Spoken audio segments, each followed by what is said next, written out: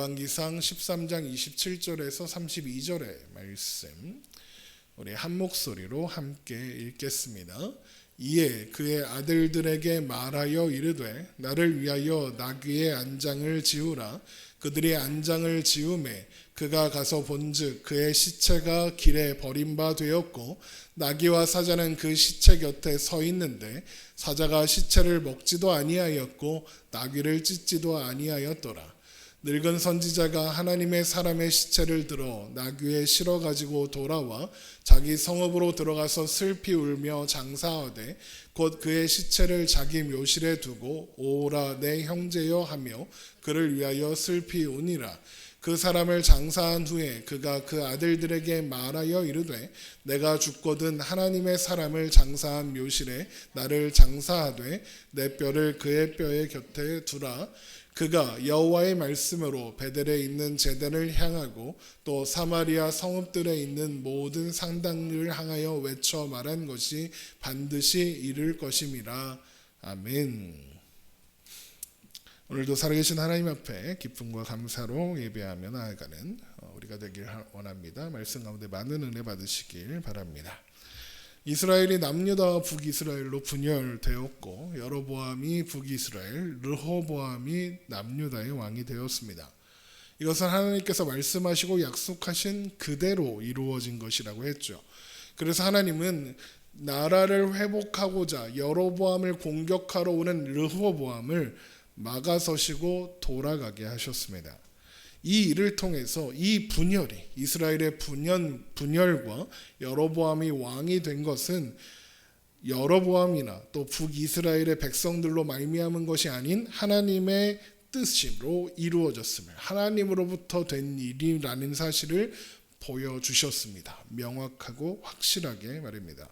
그래서 이제 여로보암은 하나님의 약속을 신뢰하며 하나님께서 말씀하신 대로 하나님의 말씀을 듣고 하나님의 말씀을 따라 순종하며 왕의 직무를 잘 감당하면 됩니다.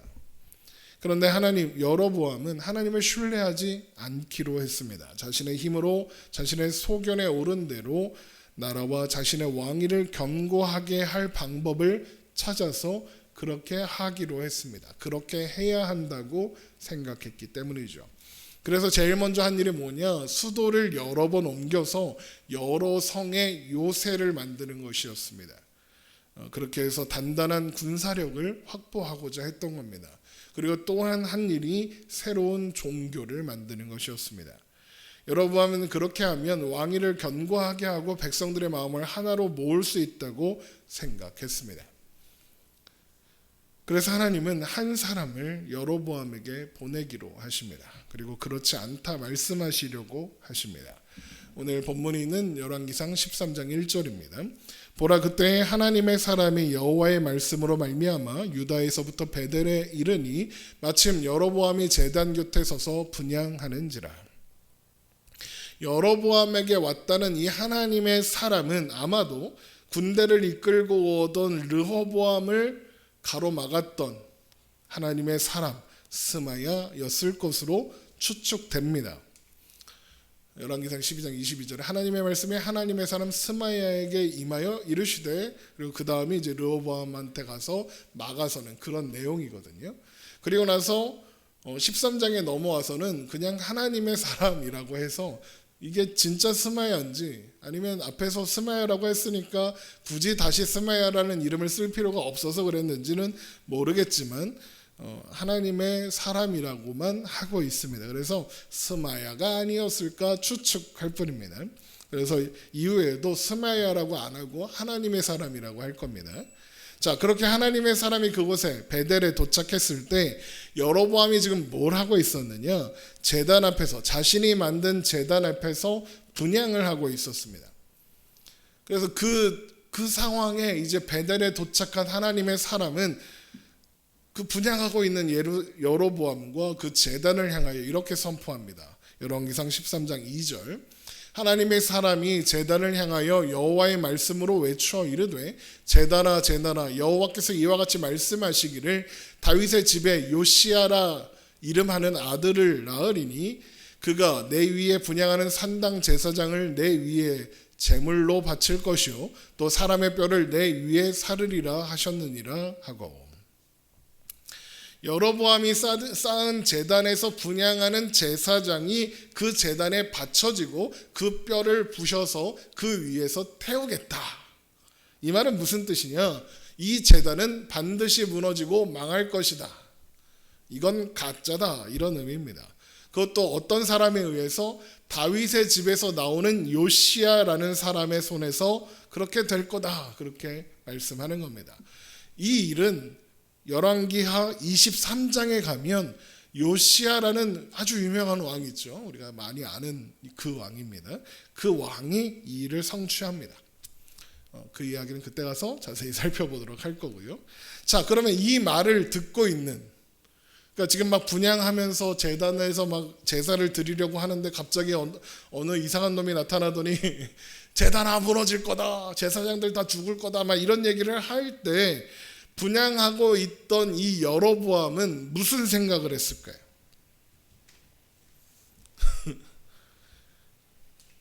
그가 여로보암이 쌓은 제단이 무너진다는 건 여로보암에게 어떤 의미였을까요? 자신의 나라가 망하고 자신의 왕위도 망한다는 뜻과 같습니다. 왜요? 그 제단을 쌓은 이유가 그거 하려고, 나라를 견고하게 하고 왕위를 견고하게 하려고 만든 거거든요. 게다가 다른 사람도 아닌 지금 제일 경계하고 있는 유다 지파의 왕 다윗의 집, 그 집에서 나온 사람 요시야라는 사람, 그게 누군지는 모르겠는데 그 사람에 의해서 무너진답니다. 그런 말을 들은 여로보암은 어떤 생각이, 어떤 마음이 들었겠습니까? 화났겠죠. 화가 났을 겁니다. 크게 분노했을 겁니다. 여로보암이 왜 그 제단을 쌓았습니까? 하나님이 여로보암을 왕으로 세우시고 그 왕권을 지켜주시겠다는 그 약속을 믿지 못했기 때문에 하나님 대신 여로보암이 자신의 방법으로 자신의 왕권을 지키기 위해서 만든 겁니다. 그래서 여로보암이 만든 그 제단은 단순히 우상의 신전, 그게 아니라 하나님을 버린 여로보암의 방법입니다. 그러니까 여로보암에게 지금 하나님의 사람이 선포하는 이 말은 자신의 지혜와 자신의 방법과 자신의 대책이 무너진다, 이런 저주인 겁니다. 그러니까 그런 말을 듣고 화가 날 수밖에 없는 겁니다. 하지만 여로보암의 방법은 하나님을 믿지 않는 사람의 방법일 뿐이죠. 그래서 하나님은 그 제단이 무너지고 망한다고 말씀하시는 겁니다. 그러면 이게 무슨 말씀이겠습니까? 하나님께서 여로보암의 방법, 여로보암의 대책, 여로보암의 지혜를 무너뜨리겠다 하시는 겁니다. 그러니까 단순히 너 우상 세웠어, 그러니까 망할 거야, 이 이야기를 하는 게 아니라 너의 방법이 잘못되었다 말씀하시는 거예요. 이 말씀을 보고 솔로몬이 만든 성전은 정당하고 여로보암이 만든 제단은 부당하기 때문에 하나님이 이러신다라고 생각하는 사람들도 있는데 그렇지 않습니다. 만약 그것 때문이었다면 솔로몬의 성전부터 무너져야 됩니다. 왜요? 그 앞에 온갖 우상들의 제단이 같이 있었거든요. 거기부터 해결하셔야죠. 그런데 지금 여로보암 앞에서 하나님께서 이런 말씀을 하시는 겁니다. 그러니까 지금 하나님께서 여로보암에게 하시려는 말씀은 여로보암의 생각과 방법과 대책, 그가 가진 죄의 방식, 하나님 없이 시도하는 그 방법을 무너뜨리겠다, 없이 하겠다라는 선포인 겁니다. 하나님은 이 말씀을 이루시겠다는 확증으로 하나님께서 하나님의 사람을 통해서 이 말씀을 선포하는 그날 제단이 갈라지고 그 위에 있는 재가 쏟아지는 것을 보게 하시겠다라고 말씀하십니다. 열왕기상 13장 3절입니다. 그날에 그가 징조를 들어 이르되 이는 여호와께서 말씀하신 징조라, 제단이 갈라지며 그 위에 있는 재가 쏟아지리라 하매. 자, 그러면 이 이야기를 여기까지 들은 여로보암은 어떻게 반응했을까요? 깜짝 놀라면서 아이고 하나님 제가 잘못했습니다 이랬을까요? 그럴 리가 없죠. 여로보암이 지금 화가 나 있다고 그랬죠. 화가 난 왕이 자기를 화나게 한 그 사람에 대해서 제일 먼저 할 수 있는 일은 뭘까요? 야, 저놈 잡아 죽여, 이거 아닙니까? 그렇게 합니다. 하나님의 말씀을 선포하는 하나님의 사람을 헛소리하는 사람으로 규정하고 반역자로 규정하고 그 사람을 잡아 죽여서 아무 말도 하지 못하게 하는 것, 그게 할 수 있는 일입니다. 그래서 여로보암이 어떻게 하느냐, 손을 펴서 그 사람을 가리키며 잡아라 이렇게 지시합니다. 그런데 그때 갑자기 이 편팔이 말라버립니다. 그러니까 마비가 됐다 이렇게 생각하시면 돼요. 그래갖고 이걸 접질 못합니다. 이 상태로 굳어버린 겁니다. 열왕기상 13장 4절, 여로보암 왕이 하나님의 사람이 베델에 있는 제단을 향하여 외쳐 말함을 들을 때에 제단에서 손을 펴며 그를 잡으라 하더라. 그를 향하여 편손이 말라 다시 거두지 못하며. 그리고는 하나님께서 말씀하신 것이 반드시 이루어진다고 확증하시기 위해 보이시겠다고 한 그 징조가 즉시 실행됩니다. 열왕기상 13장 5절, 하나님의 사람이 여호와의 말씀으로 보인 징조대로 제단이 갈라지게 지며 재가 제단에서 쏟아진지라. 직접 종교를 만들고 제단도 만들고 제사장도 만들고 또 신전도 세워서 거기서 분향하고 있는데, 그러니까 여로보암이 생각한 가장 좋은 방법대로 다 하고 있는데 그 자리에서 자기 손이 말랐고 자기가 만든 종교시설과 자기가 행하는 종교 행위의 현장에서 그게 다 무너지고 자기 손은 말라버린 거예요. 여로보암의 방법과 여로보암의 수단과 여로보암의 지혜가 아무 소용없는 무익한 것이다라는 게 드러나는 겁니다. 손이 말라버렸습니다. 여로보암이 말하는 여호와 하나님이 계신다는 그 제단 앞에서 여로보암의 손이 말라버린 겁니다. 그러자 여로보암은 그때서야 하나님의 은혜를 구합니다. 그러자 손이 회복되죠. 열왕기상 13장 6절입니다. 왕이 하나님의 사람에게 말하여 이르되 청하건대 너는 나를 위하여 내 하나님 여호와께 은혜를 구하여 내 손이 다시 성하게 기도하라. 하나님의 사람이 여호와께 은혜를 구하니 왕의 손이 다시 성하도록 전과 같이 되니라. 여로보암의 손이 고쳐지죠. 지금 이곳에는 하나님을 위한 것이 하나도 없습니다. 우상을 위한 신전이고 하나님께 드리는 종교 행위를 하는 장소도 아닙니다. 여로보암은 지금 하나님 앞에 한 것이 아무것도 없습니다. 다만 은혜를 구했을 뿐이죠. 그랬더니 여로보암의 손이 고쳐집니다. 이것을 통해서 하나님이 여로보암에게 뭘 말씀하시는 거겠습니까? 여로보암아, 너한테 필요한 건 신전, 종교 행위 이런 게 아니라 하나님의 은혜야. 이걸 말씀하시려는 겁니다. 여로보암이 지금 해야 하는 일은 하나님의 은혜를 구하는 것이지 뭔가 자기의 힘으로 뭔가 하려고 하는 건 아니라는 거죠. 그러면 하나님의 은혜로 손이 이제 고쳐졌으면 은혜와 사랑으로 치유를 받았으니 어떻게 생각해야 합니까? 이제라도 하나님 말씀 제가 잘 듣게요. 그러면서 회개하고 자목하며 하나님의 은혜를 구하며 이렇게 나가야 하지 않을까요? 근데 여로보암은 어떻게 하느냐? 더 화가 났습니다. 그런데 문제가 뭐냐? 이거 다 봤거든요. 대놓고 화를 못 내는 겁니다. 앞에서는 대놓고 화를 냈다가 손이 말랐거든요. 이거 대놓고 하지 못합니다. 그럼 어떻게 하겠습니까? 교묘하게 속여야죠.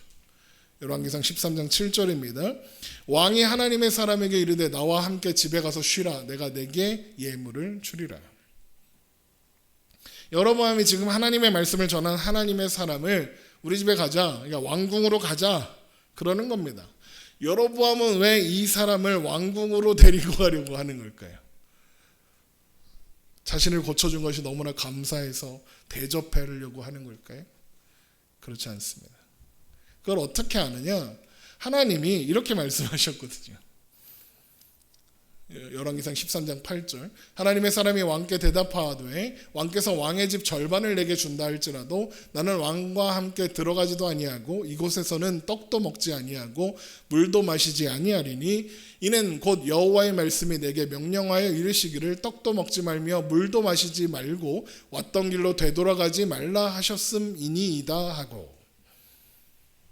정말로 여로보암이 하나님의 사람을 왕궁으로 데리고 가려는 이유가, 목적이 하나님의 사람이 너무 고마워서, 하나님의 은혜가 너무 감사해서 그래서 대접하려고 그런 거면 하나님이 이런 말씀을 하실 이유가 없겠죠. 오히려 가서 여로보암과 함께 떡과 물을 마시면서 여로보암에게 하나님의 아는 지식을 전해주고 하나님의 말씀을 진지하게 나누라고 하셔야겠죠. 그런데 하나님은 미리 이런 일이 있을 것이니 들어가지 말라 하십니다. 왜 하나님은 이걸 막으셨을까요? 여로보암의 마음이 뭔지 하나님은 아시니까요. 여로보암은 지금 화가 났습니다. 왜 화가 납니까? 여로보암이 왜 금송아지를 만들고 왜 신전을 짓고 왜 종교 행사를 만들었나요? 백성들이 나를 죽이고 이 나라를 유다의 르호보암에게 갖다 바칠까 봐 그 두려움 때문에 백성들의 마음을 모으고 민심을 붙잡고 자신의 왕위를 견고하게 하기 위해서 그렇게 했단 말입니다. 그러면 여로보암이 베들에서 분향할 때 여로보암이 몰래 혼자 와서 했겠습니까? 신하들과 온 백성들을 다 불러 모았겠죠. 솔로몬이 성전 봉헌하는 것처럼 다 불러 모아놓고 그 제단 앞에서 분향을 하는 겁니다. 그런데 하나님의 사람이 이상한 놈이 나타나가지고 이상한 소리를 해대고, 그래서 그 놈 잡으려고 했더니 손은 말라버리고 제단은 무너지고 죄는 쏟아진 겁니다. 그러니까 지금 여로보암의 입장에선 왕으로서 체면을 구긴 거예요. 개망신을 당한 겁니다.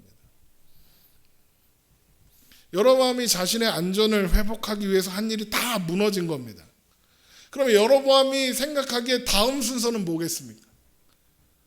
이제 백성들이 마음이 돌아서서는 야 저거 아닌가 보다, 죽이고 나라를 르호보암에게 갖다 바치는 그런 일이 일어날 것 같겠죠. 자신의 생각에는. 그러면 여로보암이 그 상황에서 해야 하는 일은 뭡니까? 하나님의 사람을 잡아 죽이는 것밖에 할 수 있는 일이 없어요. 그래서 하나님이 보낸 사람이 아니라 미쳐서 헛소리하는 사람이다라는 것을, 이 사람을 죽여서 증명해야 합니다. 물론 여로보암이 손이 마르자 하나님의 은혜를 구하기는 했죠. 그런데 여로보암이 그렇게 한 건 지금 당장 손이 말랐으니까, 오른손을 했을까 왼손을 했을까 모르겠지만 지금 당장 손이 말랐으니까 이걸 고쳐야 됩니다. 안 그러면 백성들한테 더 위신을 잃을 테니까요. 그런데 여로보암의 관심은 하나님께 없습니다. 이 손 고치는 것에만 있었습니다. 그래서 여로보암이 뭐라고 그러느냐, 너는 나를 위하여 내 하나님 여호와께 은혜를 구하라 그럽니다. 너의 하나님입니다. 너의 하나님. 그 와중에도 손이 말라버린 이 상황에서도 하나님께서 그 놀라운 일을 보이시는 와중에도 여로보암에게 하나님은 여로보암의 하나님은 아닌 거예요. 너의 하나님인 거죠. 그럼에도 불구하고 하나님 은혜를 베푸셔서 그 손 마른 것이 고쳐진 겁니다. 그러면 여로보암이 할 수 있는 일은 그 다음 일이죠. 그놈을 죽이는 겁니다. 이거 문제 해결했으니까 죽여야 됩니다. 근데 당장 죽일 수가 없어요. 왜요? 그가 행한 일을 자기가 받고 백성들이 다 봤거든요. 만약에 거기서 여로보암이 그를 대놓고 죽이려고 하면 백성들이 반발할 수도 있고, 아니면 백성들은 가만히 있더라도 또 손 마르게 하거나, 이번엔 손 마르는 거로 안 끝나고 죽이면 어떡해요? 하늘에서 불이 확 떨어져서 죽을 수도 있잖아요. 그러니까 그 자리에서 그렇게 할 수는 없는 겁니다. 어떻게 하느냐, 몰래 초대해서 안심했을 때 죽이는 거. 밥 먹으면서 죽이는 게 제일 좋습니다. 안심하고 먹을 테니까. 독을 타면 되잖아요. 자기가 죽는지도 모르고 죽을 텐데.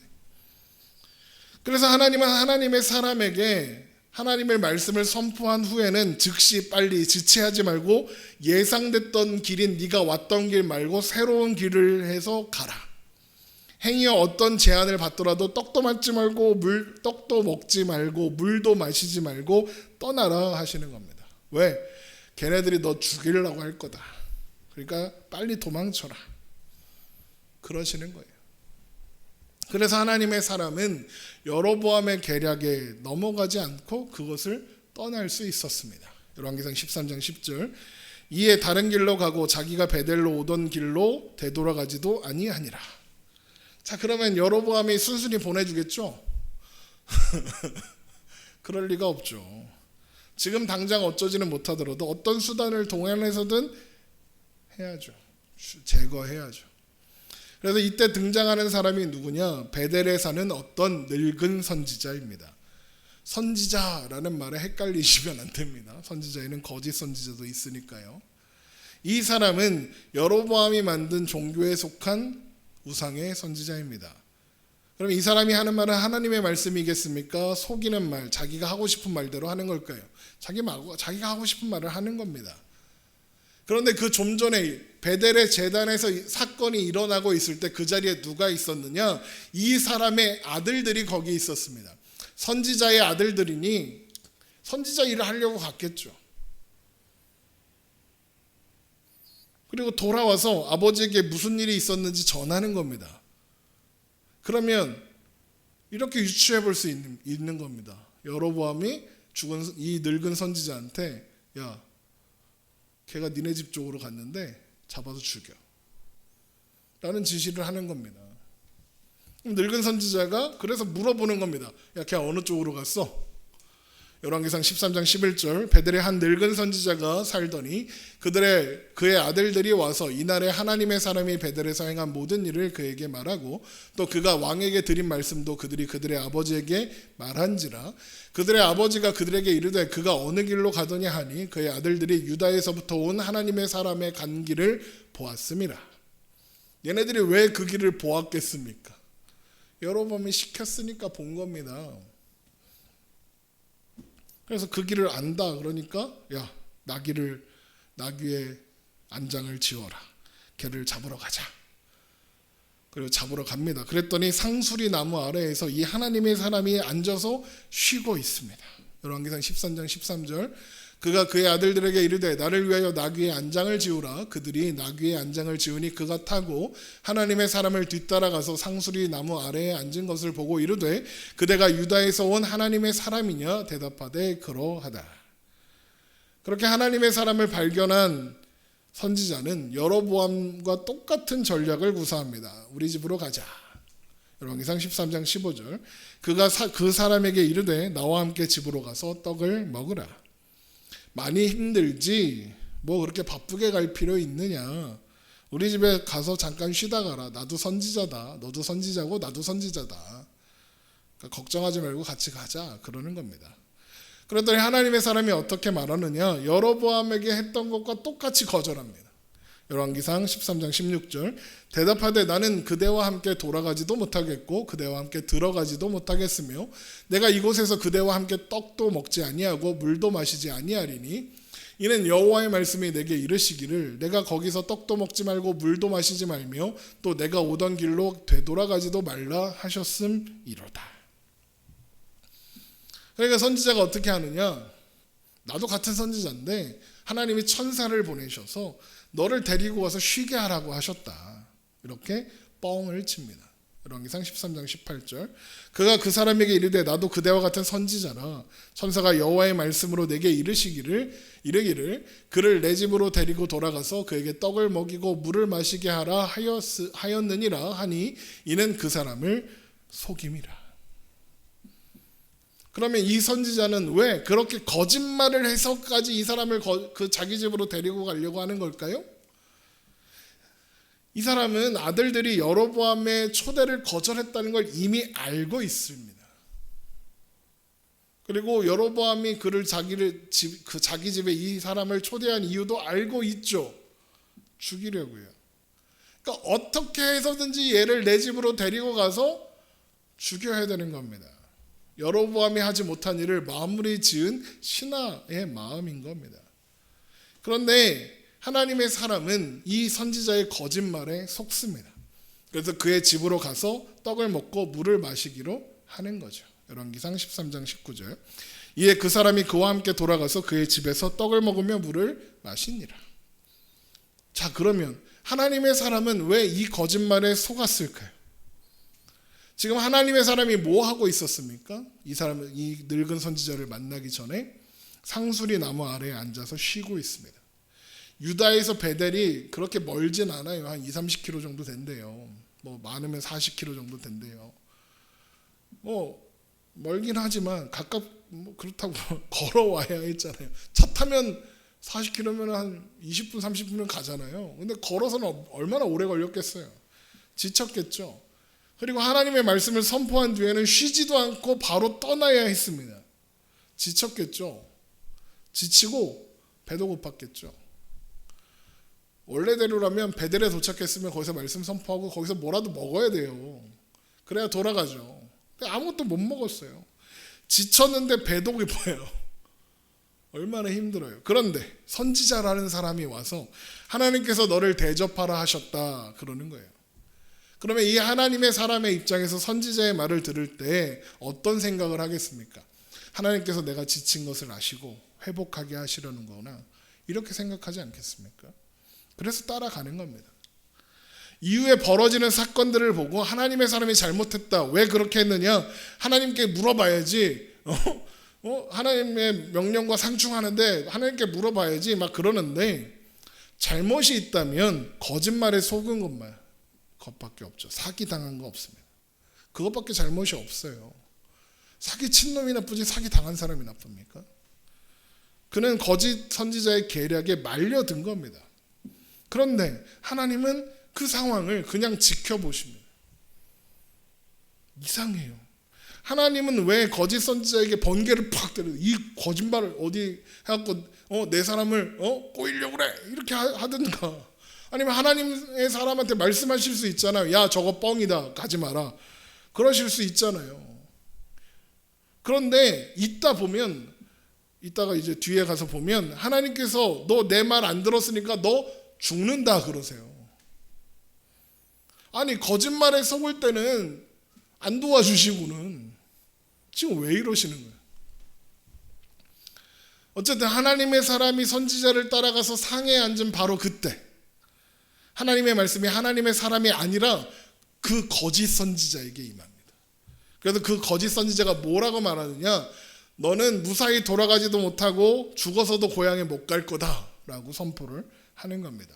열왕기상 13장 20절, 그들이 상 앞에 앉아 있을 때에 여호와의 말씀이 그 사람을 데려온 선지자에게 임하니 그가 유다에서부터 온 하나님의 사람을 향하여 외쳐 이르되, 여호와의 말씀에 내가 여호와의 말씀을 어기며 내 하나님 여호와께서 내게 내리신 명령을 지키지 아니하고 돌아와서 여호와가 나더러 떡도 먹지 말고 물도 마시지 말라 하신 곳에서 떡을 먹고 물을 마셨으니 내 시체가 내 조상들의 묘실에 들어가지 못하리라 하셨느니라 하니라. 이상하지 않아요? 사기친 놈이 나쁘지. 이 말씀이 사기친 거짓 선지자에게 선포됐다면 그래요, 이해하겠어요. 그런데 이 사기당한 사람은 무슨 잘못이 있어서 죽이고 너 이제 죽는다 그러시나요?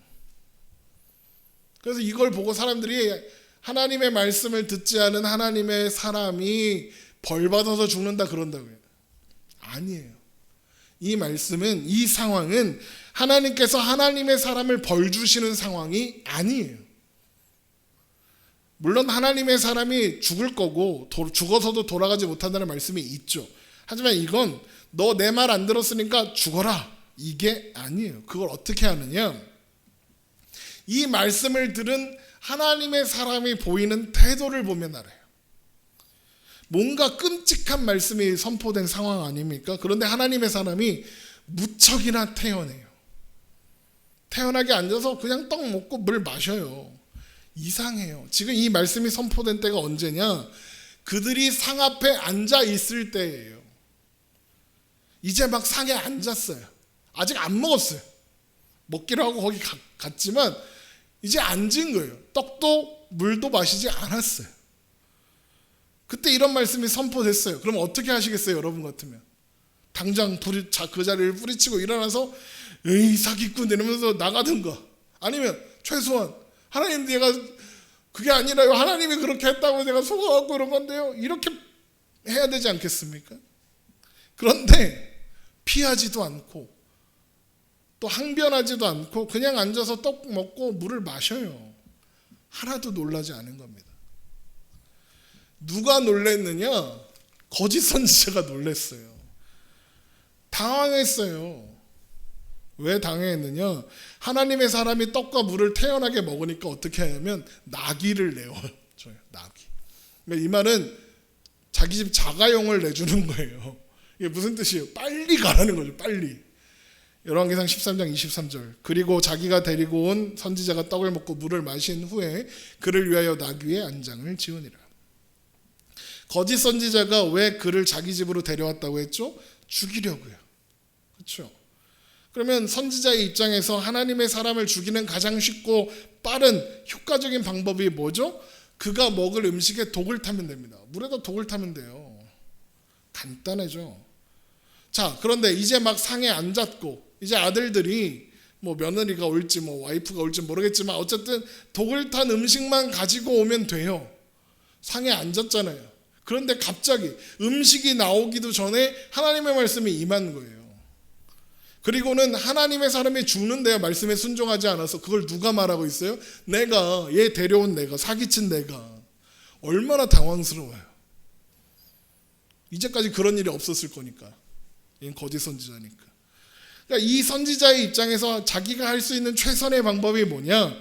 하나님의 사람과 최대한 멀리 떨어지는 거예요. 왜? 같이 있다가 나도 죽으면 어떡해. 그래서 그 귀한 자가용을 내주고 빨리 가라. 그러는 거예요. 그럼 우리는 생각해 봐야 해요.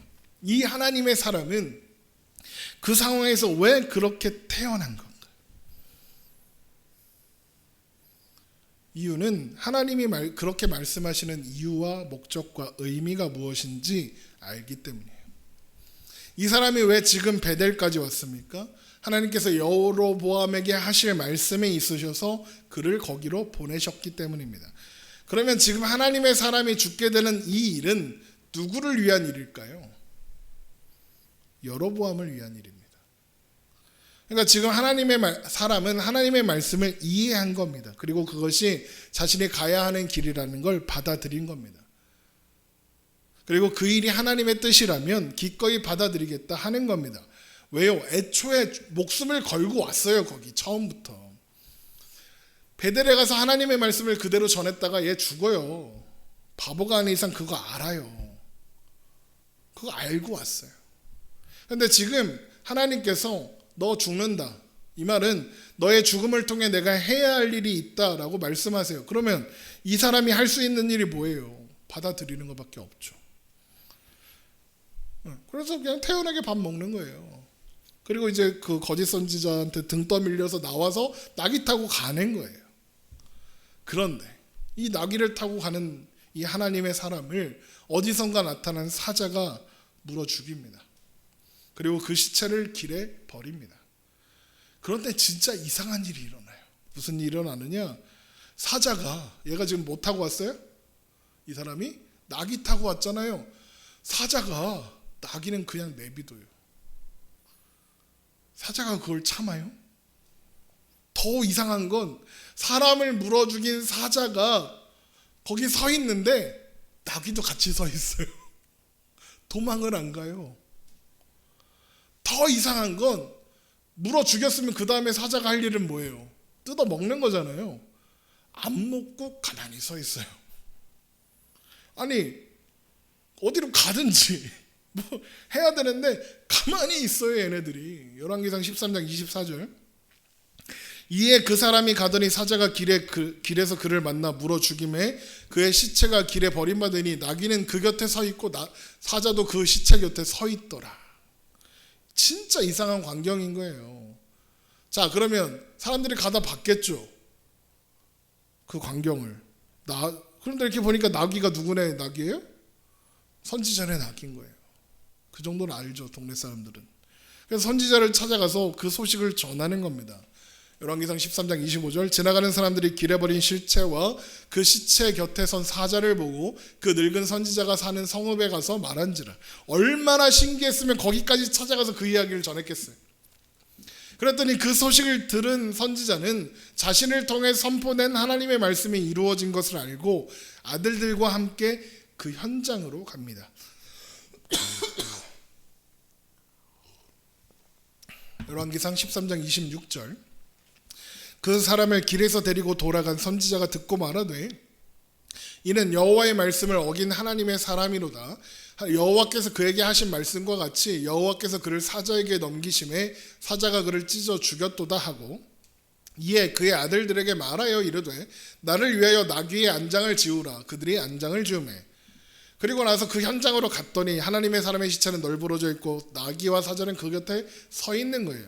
열왕기상 13장 28절, 그가 가서 본즉 그의 시체가 길에 버린 바 되었고 나귀와 사자는 그 시체 곁에 서 있는데 사자가 시체를 먹지도 아니하였고 나귀를 찢지도 아니하였더라.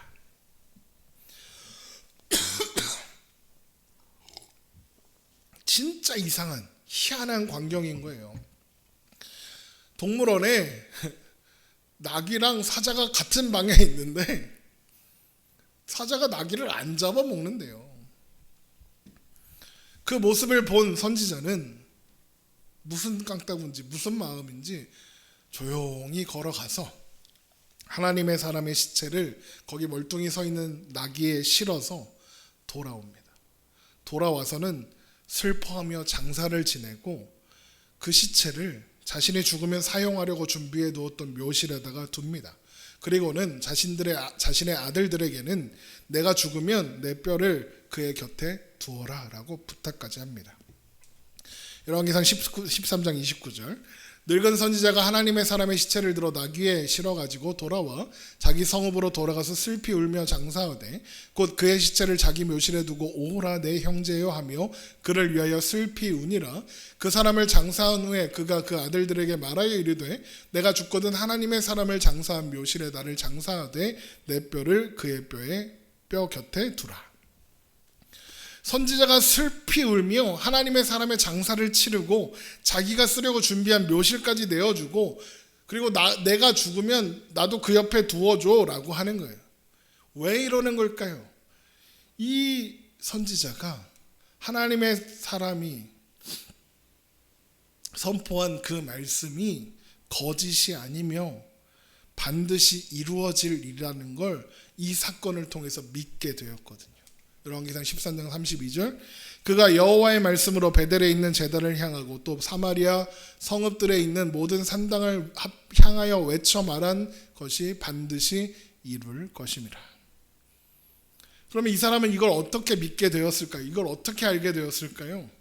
자신의 입에서 나온 하나님의 말씀, 또 그 말씀을 듣고도 태연했던 하나님의 사람, 그리고 하나님께서 자신의 입을 통해 하신 그 말씀을 그대로 이루어진 것이 또 보았어요.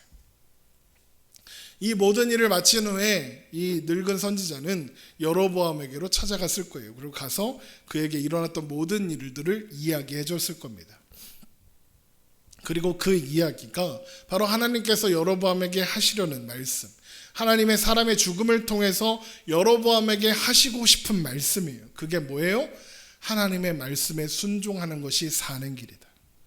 내 앞에서 능력으로, 하나님의 능력으로 행하던 하나님의 사람도 하나님의 말씀에 불순종했다는 이유로 죽임을 당했다. 그러면 너는 어떻겠느냐? 네가 사는 길은 하나님의 말씀을 듣는 것뿐이다 라고 하나님 말씀하시는 거예요. 그럼 여로보암이 이 말을 듣고 어떻게 했을까요?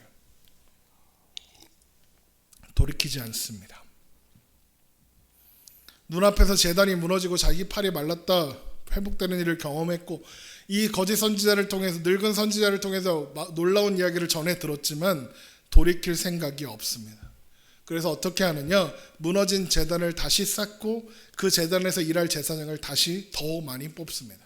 열왕기상 13장 33절, 여로보암이 이 일 후에도 그의 악한 길에서 떠나 돌이키지 아니하고 다시 일반 백성을 산당의 제사장으로 삼되 누구든지 자원하면 그 사람을 산당의 제사장으로 삼았으므로. 이 제단이 뭘 상징한다고 했죠? 여로보암의 방법, 여로보암의 해결책을 상징한다고 했죠. 그걸 끝까지 포기하지 않겠다 그러는 겁니다. 그런데 이상한 건 늙은 선지자도 그걸 똑같이 경험했다는 겁니다. 물론 늙은 선지자랑 여로보암의 차이가 있긴 하죠. 늙은 선지자는 베델에서 있었던 일은 들었고 그리고 자기가 직접 경험했죠. 근데 여로보암도 베델에서 있었던 일, 손이 말했던 일 자기가 직접 경험했고 선지자에게 전해 들었습니다. 그러니까 똑같은 상황을 똑같이 듣고 똑같이 들은 겁니다.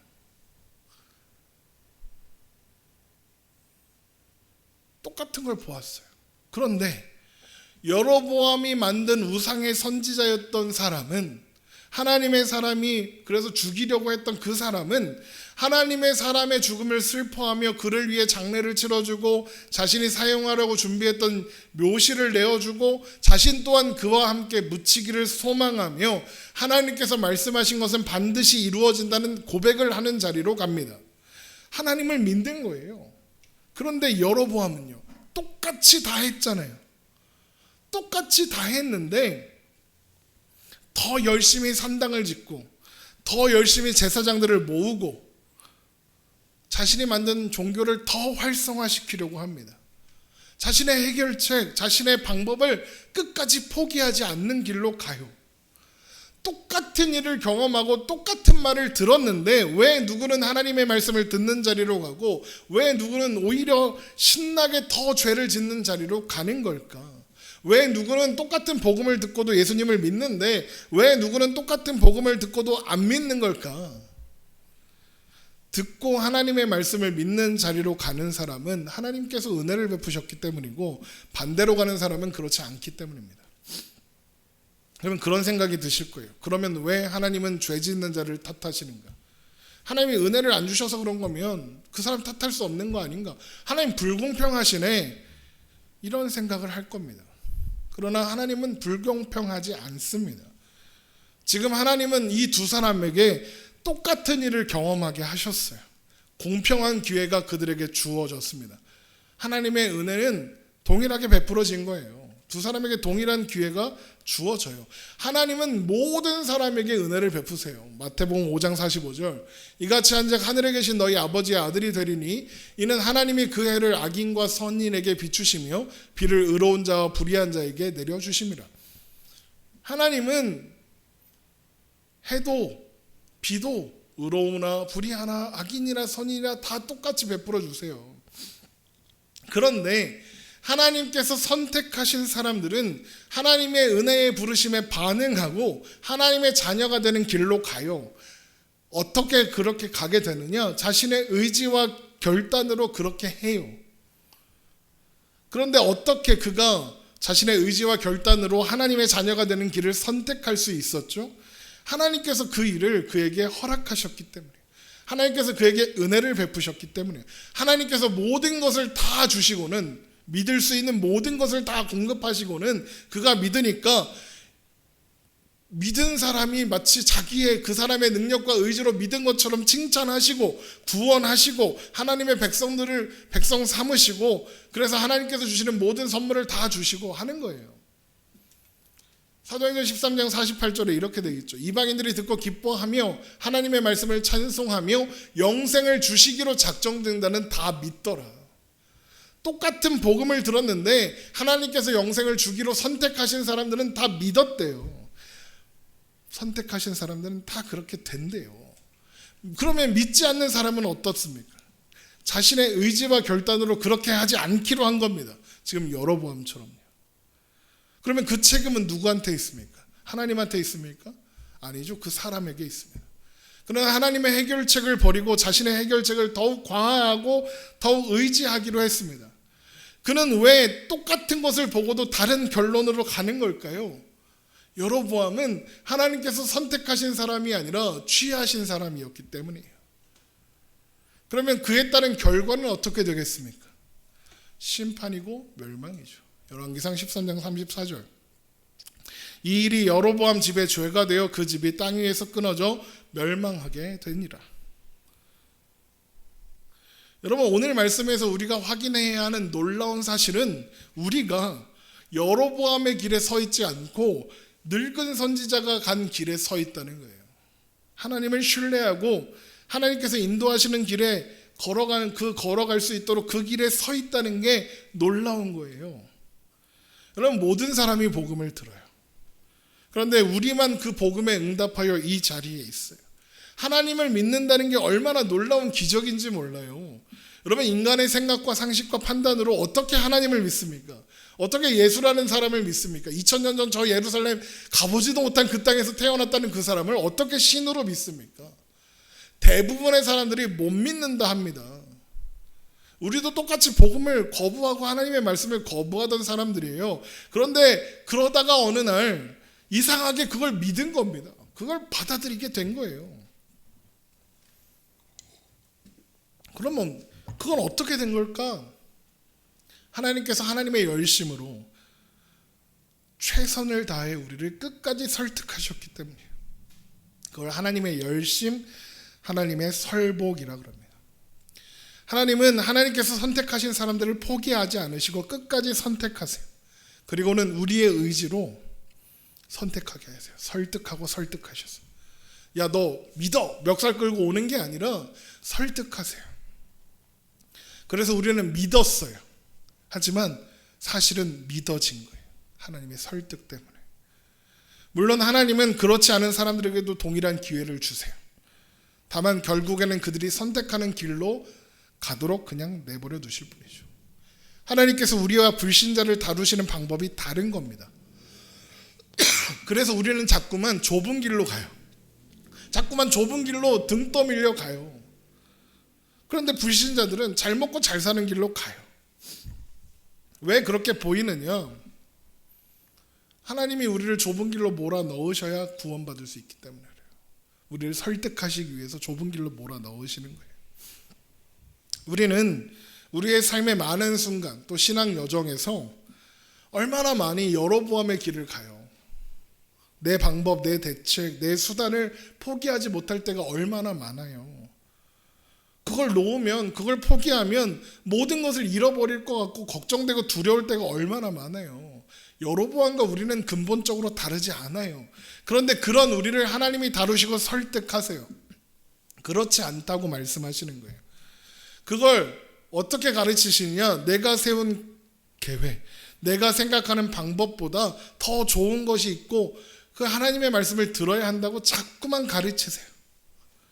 그게 유일한 사는 길이라고 자꾸만 가르치세요.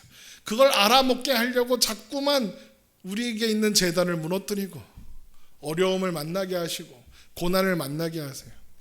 그래서 우리가 세운 방법과 계획이 얼마나 무익한 것인지 알게 하세요.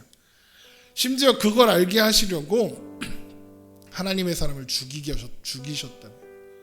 그걸 가르치시겠다고. 오늘 말씀에서 하나님의 사람은 잘못한 게 없는데 죽었어요. 왜요?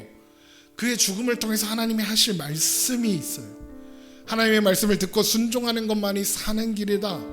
하나님 안에 머물며 사는 것이 사는 길이다. 하나님의 말씀을 따라 사는 것이 유일한 생명의 길이다 라는 것을 그의 죽음을 통해서 말씀하시는 거예요. 저는 그래서 이 하나님의 사람이 예수님을 예표하는 것이다 라고 생각해요. 예수님이 이 땅에 오셔서 이루신 일, 또 죽으신 이유, 목적 똑같죠. 예수님이 죄가 있으신가요? 없어요. 그런데 사람들의 거짓과 관계에 매여서 십자가의 길, 죽음의 길을 가게 되셨어요. 그래서 죄 없으신 그분이 하나님의 진노를 받아내셨어요. 그런데 주님은 그걸 묵묵히 그저 받아내세요. 고통에 몸부림치면서도 끝까지 견디세요. 왜 그렇게까지 하시는 걸까요? 그것만이 우리를 살리는 유일한 길이니까요. 그래서 우리는 이 자리, 믿음의 자리, 구원의 자리, 영생의 자리에 있게 된 거예요. 하나님의 사람이신 예수님께서 우리 대신 죽으셔서 우리를 하나님의 사람으로 만드신 거예요. 사순절의 기간을 보내고 있죠. 이 기간 동안 우리는 매일 우리가 받은 은혜, 우리가 받은 사랑이 얼마나 크고 놀라운가 묵상하고 생각하며 주님과 함께 오늘을 살아가기로 결단하는 우리가 되기를 주님의 이름으로 축원합니다. 기도하겠습니다.